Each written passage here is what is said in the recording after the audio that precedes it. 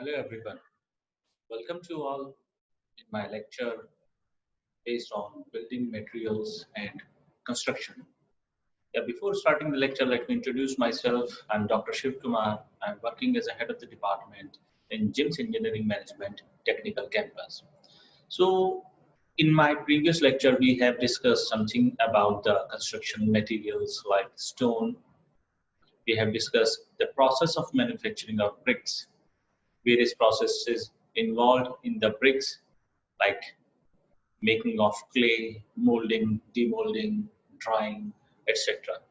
So today we will start in the new lecture, the burning of bricks. So what is burning of bricks?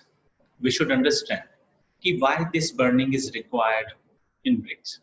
So let me clear that the burning is the process by which the bricks are being put on the high temperature just to gain the strength, durability, density, and to achieve its color.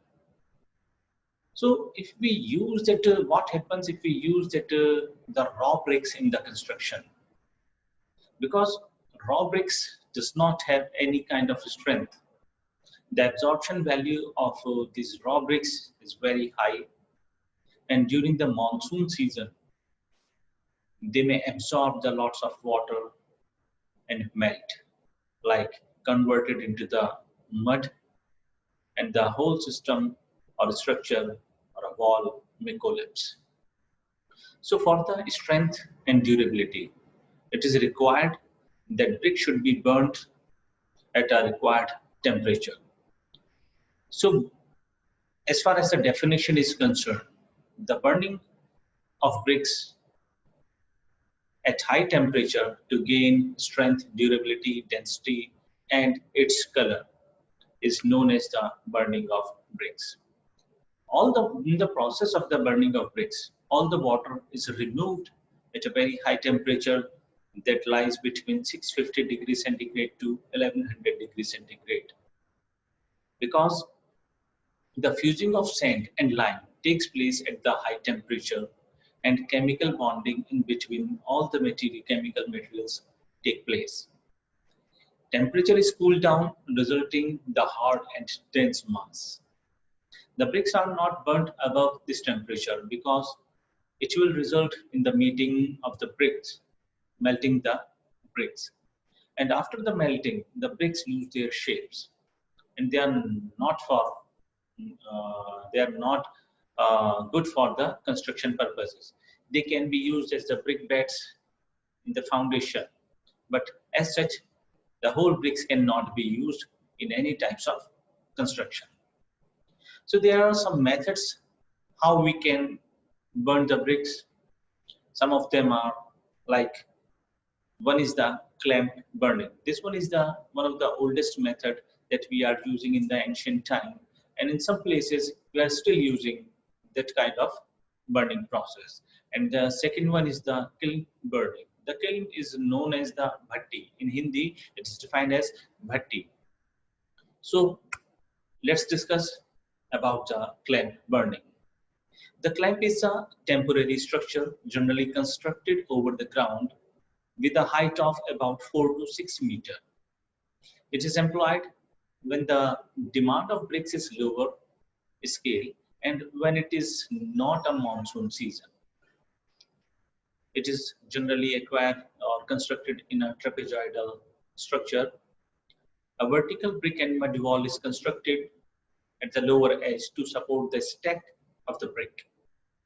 First layer, we put the bricks and fuel in an alternate layer, or alternate arrangement is being made to cook or to burn the bricks. The first layer of fuel is laid down at the bottom, then followed by brick layer, then again a fuel layer, and then brick layer, and so on. This is continue up to the height of 4 to 6 meters. Another layer of 4 or 5 rows of bricks is laid down over that. So this is a clamp burning. This is a temporary structure as it is mentioned in that PPT. And this is the basic structure of clamp burning. After these alternate layers of bricks and fuel, the top surface is covered with the mud or dry soil, just to preserve the heat within that clamp. The fire is ignited at the bottom. Once fire is started, it continues up to 1 to 2 months till all the bricks are burnt. And same period is required for the cooling of the bricks. This process take required huge energy, and it's not an economical process. These are two pictures showing the clamp burning. The clamp is converted or constructed, and like the bricks arrangement, it is shown in that second figure. The bricks are being arranged in such a manner, and after that arrangement, these bricks are covered with the mud. In the first image, it has been shown, and then how we burn, how we provide the fuel at the bottom level, and we burn them for the burning of bricks. There are some advantages of the clamp burning.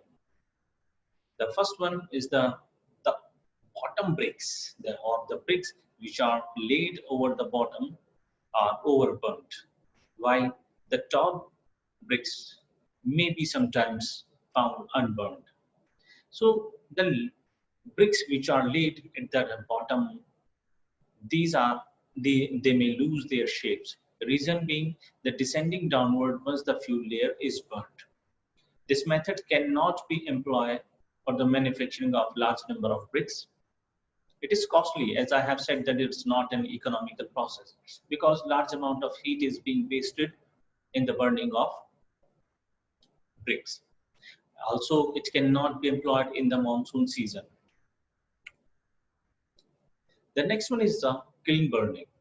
The kiln is a large size of oven where we can put the bricks in such a manner that maximum heat can be utilized. The material for the burning is used is wood, cow dung, sometimes straw, and the other things. There are two types of kiln available in the market or the practiced in this field. The first one is the intermittent kilns. These are sometimes called as the periodic kiln, where in first phase we just burn, then we remove that burnt bricks, cooled bricks, and then again put that all the bricks next batch for the burning, and then followed by cooling and then removal. So this process is called that intermittent kiln. Next one is the continuous kiln. In that process, I will discuss the later. The first one is the intermittent kiln. There are also called as the periodic kind of kiln that I have mentioned, because in such kilns, only one process can be taken place at one time. Various processes that involves like loading of bricks, arrangement of bricks in the kiln, then burning of bricks. After that, the bricks are allowed to cool, and then finally unloading. There are two kinds of intermittent kilns are there. First one is the updraft intermittent kilns, and second one is the downdraft intermittent kilns. The name is given on the basis of the movement of heat in the kiln. The downdraft kilns are more efficient because the heat is utilized more by moving the hot gases in the larger area of the kiln. In updraft kilns, the hot gases are released by the chimney entrance, so it is not being utilized in that kiln. The continuous kiln. These kilns are called continuous because all the process of loading, unloading, cooling, heating, preheating take place simultaneously. They are used when the bricks are demanded at a larger scale in a shorter time. Bricks burning are completely in one day, so it is one of the fastest method of burning. There are two well-known types of kiln are there. The first one is the bull's trench kiln. The bull's trench kiln consists of a rectangular, sometimes circular, or sometimes it's maybe defined as the rectangular, but at the end of the both the end it is the oval in shape. They are constructed below the ground by excavating a trench of a required width. Well, it totally depends on the amount of the number of the bricks what we are going to burn. This trench is divided generally in 12 chambers. That two number of cycle of burning can take place at the same time for a longer production of the or a larger production of the bricks. Such kilns are generally constructed to have manufacturing capacity over 20,000 bricks per day. The drawback of the kiln is that not a permanent roof, so it is not easy to manufacture the bricks for the burning in the monsoon season. This is the general shape of the construction of the bull trench kiln. You can see in the image there are different chambers. Like for the loading, we have some different way. For the unloading, we also have there are the cooling entrance and the brick chambers. How we process. So this is defined in that figure. You can see it. The next one is the Hoffman Clay. The main difference between the bull trench kiln and the Hoffman kilns are, and like Hoffman kilns is an over the ground structure, while bull trench kiln is an underground structure that I have mentioned already in my previous slide. The Hoffman kiln have a permanent roof, while bull trench kiln don't have. So in the former can be used for the 12 months a year, so to manufacture bricks, but later it stopped in the monsoon season. Hoffman kilns is generally circular in plan and is constructed over the ground. The whole structure is divided into 12 chambers, and entire process takes place simultaneously like in bull trench kiln. So major difference is that the availability of roof. This image showing the Hoffman kiln. You can see easily that how we can plan or construct the Hoffman kiln. The first figure is the day one figure, and there is the second one is the day two figure. In the first one, we just put the material on fire, and the second one, we just rest it to allow to cool down the bricks and unloading taking place.